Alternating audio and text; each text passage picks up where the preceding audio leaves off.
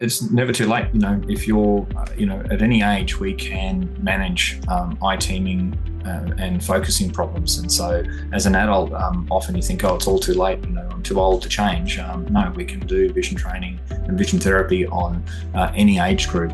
If you're able to sort of come into the practice and get an eye exam, then and we find the right kind of problems that we can sort of deal with, then we can do it. Many people assume that if an eye test comes back normal, then vision can't be contributing to headaches, concentration problems, reading fatigue, or difficulty focusing. But vision is about far more than just seeing clearly on a chart.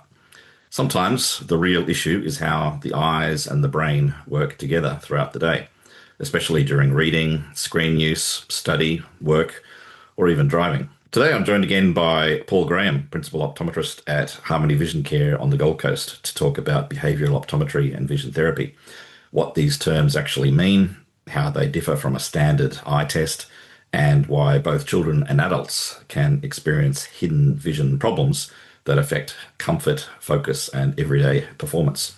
For those who are new to the channel, my name is Paul Salloway from Optics Digital. We're an agency that helps eye care professionals to share educational information with their communities through videos like this one. So Paul, good to catch up with you again. Yes, great to be back. Thank you. So Paul, so behavioural optometry is a term that I see a lot on the internet. But what does it mean in plain language? Yeah, look, it's a little of an unusual term, and there's a number of different professions that use behaviour as part of it. And the easiest way that I heard it explained was actually from a teacher who, when talking to her parents when she was concerned about a child's sort of progress at school, was that we're optometrists who look at visual behaviours. And it's the idea being that, we're looking at more than just sight, how you're using your eyes for learning and moving through the world. Where the name originally came from was human behaviour. Back in the sort of mid sort of century last year, there was that, with the emergence of trying to understand how people think and psychology and all of those sorts of things, they were trying to take a more holistic view that if humans spend a lot of their day moving and doing things, and we call those kind of things behaviours, how does vision fit within the whole totality of humans doing things, so human behaviour. And so behavioural vision care or behavioural optometry was the term that was sort of came out of that.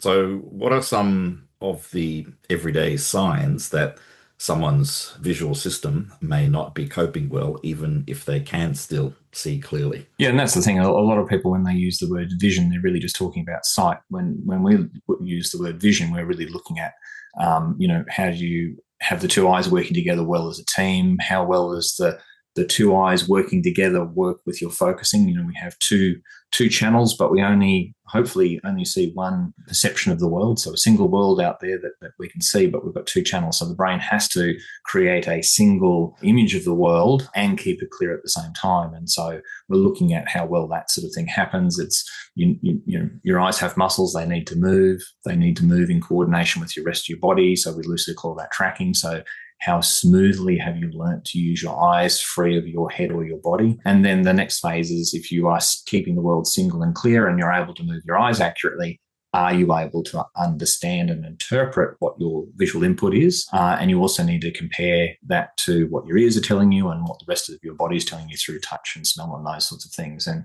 vision, we look at being kind of a master sense that gathers all that information around and attaches it to visual images, so that when we see something, it's not just a picture we see, we have all that understanding about how we interact with it and all the other things that go along with that particular object. So what would be some symptoms that somebody might have a functional vision problem as opposed to simply just an eyesight problem? Yeah, so at the extreme, you might get double vision, so that the breakdown of keeping the world single. You might get some blur that comes and goes. It could be, and I think I've talked about this in the past, I would like to break it into eye-related symptoms and performance-related symptoms. So an eye-related symptom is that you don't need to be an optometrist to kind of think, oh, that kind of sounds like an eye thing. So if you're rubbing your eyes, if you're getting sore eyes, if you're getting eye strain, if your eyes are pulling, we've talked about blur and double vision. Sometimes people will make the leap that maybe headache could be a vision-related headache because it occurs when they're doing a concentrated visual task like bookwork or study or using the computer. And then you get into more performance-related headaches. And so they're the sort of things where you're not concentrating well, or you're finding that you're not paying attention, or you're not reading as well as you think you should, or you're losing your place, or you're constantly having to go back and read something again to retain the information. And so they're more of those sort of softer signs that aren't necessarily obvious as being a vision problem. And in kids, it can be simply that you've got a child who's not performing to their potential. So you as a parent or you as a teacher might have a sense that the child is capable of a lot more, and they're just not achieving the kind of scores or output. And so vision can be a big part of that sort of problem. And it doesn't take much of a basic eye teaming or focusing problem in some cases to really pull apart someone's concentration. And that then those kind of problems extend into adulthood as well. So for something, even like a routine daily activity like driving then, so that's if you're suddenly like finding that's becoming like more difficult, or you're feeling some discomfort around that, is it possible that could be a functional vision issue? Yeah, look, and it can be subtle. It can be things like, why don't I feel comfortable driving at night anymore? How come I don't feel comfortable driving in the wet weather anymore? And sometimes you might put it down to just pure confidence. If you're getting a bit older, maybe you kind of go, well, maybe I'm losing my skills and my reaction times are sort of slowing down. It could be the person that is constantly taking a bit of paint off their car whenever they park, misjudging where they need to go. And I do remember working with a lady who was getting vision-related headaches, and partway through her therapy, she came in quite excited and said that she no longer has to take 10 goes to park a car. She just drives into the spot now. And so for her, the vision problem wasn't just her fighting the vision problem, which created a stress-related headache. It was impacting on her ability to judge depth in the car. She hadn't kind of equated it with a vision problem, but it's very much about understanding where you are in space. And it goes back to that word behavioural optometry, the behaviour of driving a car being impacted by how well our vision is allowing us to do that with skill. Okay, well, tell us, how does an eye exam at Harmony Vision Care differ from a standard eye test? So what are some of the things that you do in your practice? Yeah, if we look at what does a standard eye test mean? I mean, the core things that we test as a profession, as optometrists in general, is how clearly can you see? So that's a sight test on the chart. If you're not seeing the chart clearly, then we do a refraction, which is testing what the prescription is. We do as a profession, we do a sort of fairly basic test of how the two eyes are working together and how well the eyes move. We check eye health and pressures, and so internal eye health and front of eye health, as well as pressure checking for things like glaucoma and those sorts of things. But as an optometrist who has a more holistic approach, is how is vision enabling you to have a great life and living up to your potential, we really want to then dive a lot more deeply into how well do the two eyes work together. That's also known as binocular vision or convergence or eye teaming. How well can you focus? The technical name for that is accommodation, but we just call it focusing skills. When we look at eye movements, we're not just looking to make sure that the muscles are intact. Often a standard test is really about, do the muscles work fully? Whereas we're looking at how well do they work? They're effectively a fine motor system. And so we might understand things like fine motor control in hands and fine motor control of speech. We want to understand the fine motor control that eyes actually are. And so what's the finesse in how you track and follow things? And those are really critical parts to everyday life. And eye teaming, focusing and tracking problems are a lot more common than eye disease, particularly in youth and young adults. And so we want to make sure that we're testing all those things. And for us, that's a standard. We do that comprehensively every single patient that we see. And that's a core difference, is we hang so much importance on those doing visual skills rather than just whether you can see clearly or not. So we talked before we started about that famous scene from the movie Philadelphia where Denzel Washington he's the lawyer, and he says to his client, explain this to me like I'm an 8-year-old. So yep. I just want to make sure that I understand this. Explain this to me like I'm an 8-year-old. So eye teaming, this is the ability to focus both eyes at an object correctly. Is that right? Yeah, and if we think about looking along in space, we want to be able to point the eyes at the same point in space and allow the brain to easily create one image out of two inputs. So, and if they're not working well together, then at the extreme, you might get some problems with keeping the two images aligned, in which case you might get some double vision or some ghosting or sliding of images. A lot of people avoid that by putting lots of concentration in. So it could be an eye strain or a headache symptom. You may not get the double vision. But yes, one of the more obvious signs is that you're sort of, you're getting this kind of slip and double vision, something that we hope would normally happen automatically. But it's all about having both eyes pointing to the same point in space that you're interested in. So somebody who maybe has I think it's strabismus, like some sort of, their eyes are not quite aligned as they should be. That would be something that you would pay attention to, or pay particular attention to in that case. Yeah, so you've got various types of strabismus. So basically, we also call it, people do call them squints. It's a relatively old term. We call them eye turns because that's a very obvious way of stating it.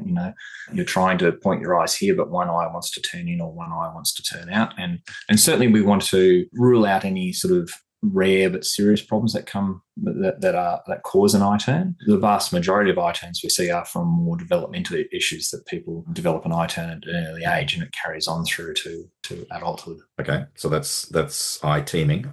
And you mentioned focusing. So yeah. I know it's probably an analogy that you don't like, but think of it like focusing a lens of a camera. That's really what we're talking about here, isn't it? Like the lens, the crystalline lens in the eye. Yeah. So we've got this when we're young, sort of under 40, we have this lens that can actually change shape, and so we use a muscle to adjust the shape of the lens, which allows us to adjust how well we're keeping the world clear from distance through to near. And so that's where the word accommodation comes from. We call it sort of focusing. And you can have a number of different ways that focusing might not be working well. There can be an accuracy issue. You may not understand exactly where to position your focusing. And again, it either becomes blurry or you're having to constantly adjust it, which requires concentration. You might have issues readjusting your focus. So you're spending time doing near work, and then when you look up and away, it's blurred, and it takes some conscious time for your distance vision to become clear again. And some people might get it in the reverse direction, that it takes time to adjust back. So there's a not whether you can just simply get things clear, but how flexible is your visual system when you keep changing where you want to look. And then obviously, as we get into sort of aging process, that flexibility gets lost. It's not completely gone, it's still there. So we still need to manage focusing well into sort of late adulthood as well. Yeah, I guess that's what I'm interested in, is that, like, for all of us as we get older, that accommodative function is going to diminish.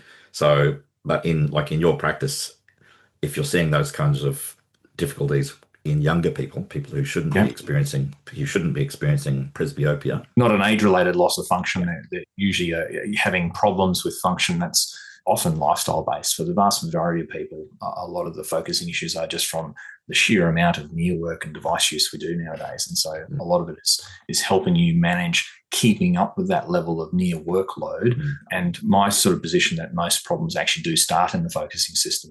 It's designed to be this dynamic thing where we're constantly changing where we're looking. And what do we do in modern life is we sit still and we look at two-dimensional screens. And so our focusing system fatigues. So that's another thing we can add in, is that you've got focusing accuracy, focusing flexibility, and simply do we just get some fatigue in the focusing system. And tracking here, where, like, in practical terms, we're talking about, like, for example, the ability to track a line of text across a page. Is that right? Yeah, and I'd like to talk to people about, there are two types of ways that we use the word tracking. The first being is you have a tracking problem, and that is you do not move your eyes very well. And so that can be something where you never learnt the fine motor skills very well as a child, and that carries on through. It gets a little better as we age, but there might sometimes be a few signs that we see there. You might end up with a tracking problem from a concussion or some other sort of brain injury or a virus, so that you can actually have issues with how smoothly you're able to use your eyes, or how well you do a saccade. So a saccade is a jumping eye movement, moving from one point to another, whereas those smooth eye movements we call pursuits. And then you can have tracking symptoms. And so yours is a great example of, losing place when you're on a screen, losing place when you're trying to read. So you lose track of where you are. Now, what we do is we then try and work out which part of your visual skill profile is leading to the tracking symptom. And it could be an eye teaming thing because you're fighting keeping the two eyes pointed on the page. And so it's this loss of binocular vision that then results in you losing track of where you are. It could be a focusing problem, same thing. You start concentrating so hard on keeping things single and clear that you lose track of where you are. And then finally, maybe you've got a problem in how you actually move your eyes. So if you're into sports like cricket, baseball, something that involves a lot of like hand-eye coordination, then if you do have tracking problems, that's something that would really, be a big deal, I think. Yeah, absolutely. And in a lot of those sports, anticipation's there, but if you can't follow it up with a good eye movement, then you're going to be not performing at your best. That's for sure. Okay, so we've talked about functional vision and what it is. Now, what exactly is vision therapy? It comes under lots of different names. So vision therapy, vision training, orthoptics, neuro-optometric rehabilitation. So vision therapy, I like to say to my patients, is like physiotherapy for your visual system. You're being put in a situation where the activities are to highlight how you currently do things, and usually it means that we're highlighting how well you're not doing them, highlighting the dysfunction, and giving a controlled environment with someone who's coaching you in the right direction on how to learn how to get the two eyes working together better, learning how to focus, learning how to combine focusing with eye teaming and with tracking, and sometimes visual processing. So it's really building visual skill through eye exercises. Obviously, hopefully if you've been watching the channel enough, it's not about muscles, it's about the brain and the brain's ability to send the right signals and combine the information in the right way. And so we're just providing an environment where we go through these activities that give you feedback on when you're doing it well and when an opportunity to do it better if you're not doing it well. So we're setting up a system where you're actually making these little mistakes and you're practicing so that those mistakes become less and less, and you're building visual skill at the same time.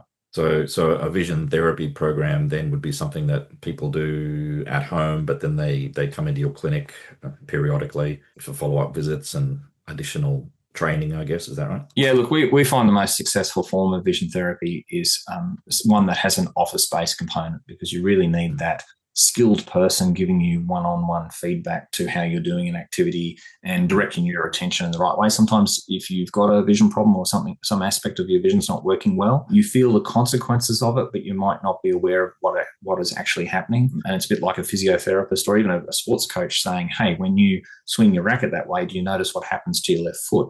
When you do this particular visual activity, this is what we're noticing. Can you now do it a different way and pay attention to that? So having that one-on-one coaching is ideal. Now, we do that directly in the clinic. So people come in and have a one session per week with a vision therapist. We see people from all over the country and all over the world. So we've got some prolonged experience even before COVID of doing a telehealth version of that. So we still have their weekly session, but it's online as opposed to in person. And then the critical part is that they're also doing some home activities in between to kind of reinforce what they've been learning with the vision therapist. And then we didn't need to do it long enough to make those new skills something the brain wants to hang on to. So effectively, we want them to become a habit. Interesting. All right. Well, just a quick reminder, if you're watching this and getting value from this interview with Paul, then please do us a big favor and hit the like button, because it helps us out with the YouTube algorithm and means that other people are more likely to benefit as well. All right, Paul. So is this all just for kids, or can adults have these problems too? For example, after concussion, for example, is this something that you see many patients who are adults? Yeah, and I would say probably, even though kids can be exposed to sort of having concussions, a lot of our concussion patients are adults. And if we look at eye teaming issues and binocular vision issues, and binocular vision dysfunctions are a term that's actually gaining some sort of presence. More and more people are sort of hearing about binocular visual dysfunction, and you can have, I'll break it down into loosely three ways that you can have a binocular visual dysfunction. You either developed it when you were young because you didn't learn how to use the visual system properly to begin with. And the second one is that you developed one by over time through stress on the visual system, and that's doing lots of near work. And quite often adults I see with a binocular visual dysfunction or eye teaming issue have had that problem since primary school.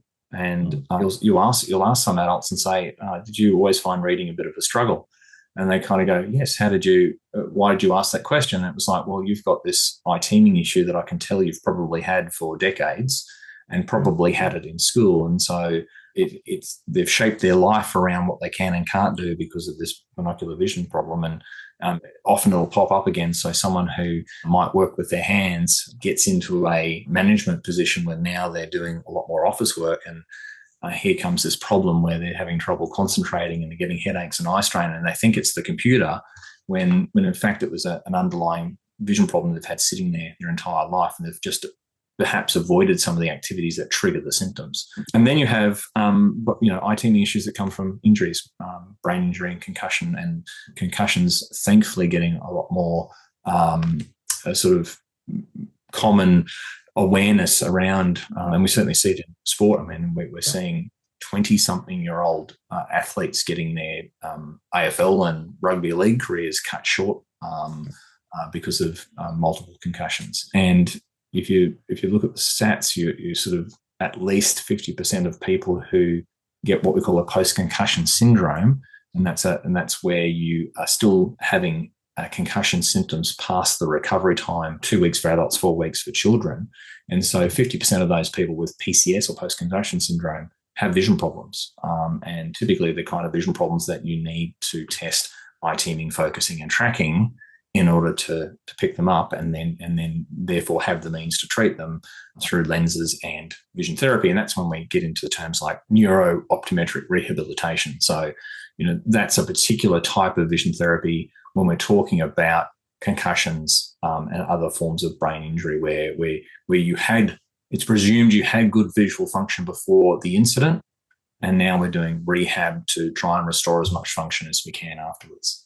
So this could be something that affects maybe older people who've had falls, for example. That's a common type of occurrence. So people who maybe they've had that kind of incident and are now, they might feel that they're feeling dizzy, or maybe their just general confidence is not up to what it was before. That could be a functional vision problem. Is that right? Yeah, look, you get sensitivity to movement in your peripheral vision. You might become sensitive to lights and patterns. You start, and this is the challenge with concussions, is that you have a concussion, it puts you at a higher risk of having another one, because your balance and your ability to judge space and also your cognitive processing can be affected. And so you're at high risk of having another concussion, which is why when athletes have concussions, they take them off the field, and sometimes for weeks, because they want to make sure they're not put in a position where they're at high risk of getting another one. But it can be an innocuous thing. So in the sort of later decades in life, when we're at higher risk of having cardiovascular incidents, so stroke being one of them, you can have your vision impacted by a stroke. If we're talking more concussion injury, obviously that's a knock to the head. There are obvious things like having a car accident or tripping over and hitting your head heavily, but it can sometimes be caused by the most innocuous things. A tissue box falling out of the cupboard on your head and just hitting your head the wrong way. We've seen concussions from people attending to their push bike, and the handle hits them in the head when it tips over, and they get this relatively severe symptoms and consequences from what looks like a relatively mild event. And then you see players and athletes getting these massive big belts during the game, and then there's no concussion. And so we've got to stop tying the severity of what the accident looks like with the severity of the symptoms. Sometimes it can be actually quite a small thing. And so if you've had a small accident and you don't feel like you're seeing as well, or using your vision as well, or balancing as well, or judging space as well from even just a small accident, then you need to be thinking that there's some sort of post-concussion syndrome involved. Okay. You mentioned neuro-optometric rehabilitation. Another term which I see used a lot is orthoptics. How are these things similar or different to behavioral optometry? Yeah, so look, there's a lots of different overlaps between eye exercises, orthoptics, vision training, vision therapy, neuro-optometric rehab. So they all use activities to develop skill. Some of the labeling comes from the philosophy behind it. So orthoptics and eye exercises take a more mechanical approach to what the visual system is doing. So it's about moving the muscles around. Vision therapy from a perspective of a behavioural optometrist is you're wanting the person to learn how to understand where they are in space and how they coordinate, and their eye movements are just part of that overall understanding where you are in space and when judging where other things are in space in order to behave and act in the world. And so some of the activities on the surface might look the same, but the emphasis might be a little different, or how far we take them and practice them from an outcome point of view is quite different. And so, if we're doing a convergence activity to try and train someone whose eye teaming, becomes uncomfortable here, for us, it's from someone from a behavioural vision care perspective, it's not about just pushing and pushing and pushing the muscles, because if we do like an NPC, or if we just want to look at a pencil as an example, and we've got the two eyes turning on it, there's not a lot of difference between turning that eye by itself that way, this eye by itself this way. How come you can't do it together?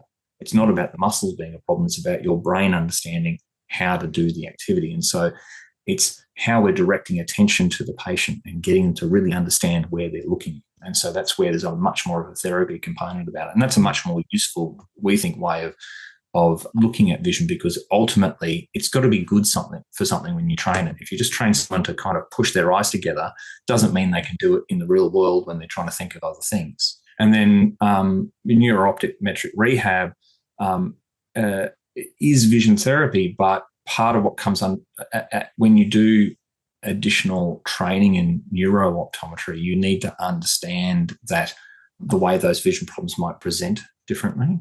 You also need to work with those patients a little differently as well, because some of the things, you've got to take things a lot more slowly, because often movement in their in their peripheral vision is quite triggering for them. And so it's not a matter of just being good at vision therapy, it's also understanding that category of patient and how you have to work with them. Even though, again, on the surface, the activities might be the same, but it's more you change the way you execute them for that population of patient. Okay. Well, just to wrap up, Paul, if there's one key message that you'd like viewers to take away from this discussion about behavioural optometry and vision therapy, what would it be? Look, it's never too late. If you're, at any age, we can manage eye teaming and focusing problems. And so as an adult, often you think, oh, it's all too late, I'm too old to change. No, we can do vision training and vision therapy on any age group. If you're able to sort of come into the practice and get an eye exam, then and we find the right kind of problems that we can sort of deal with, then we can do it. So you're never too young to benefit from having your eye teaming issues dealt with. All right, Paul. Well, really helpful information as always for people on the Gold Coast who are worried about their vision. How can someone get in touch with Harmony Vision Care?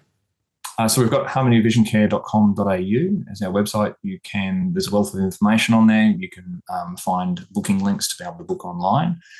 You can also call us on 0755205900. If you want to ask questions or email, again, the links are on the website, and you can find us on Facebook. And if this conversation has been helpful, then please remember to like, subscribe to the channel, and share this video with a friend, family member, or colleague who you think might benefit from the information. All right, well, thanks for watching, everyone, and we'll see you next time. Bye, Paul. See you next time. Thank you.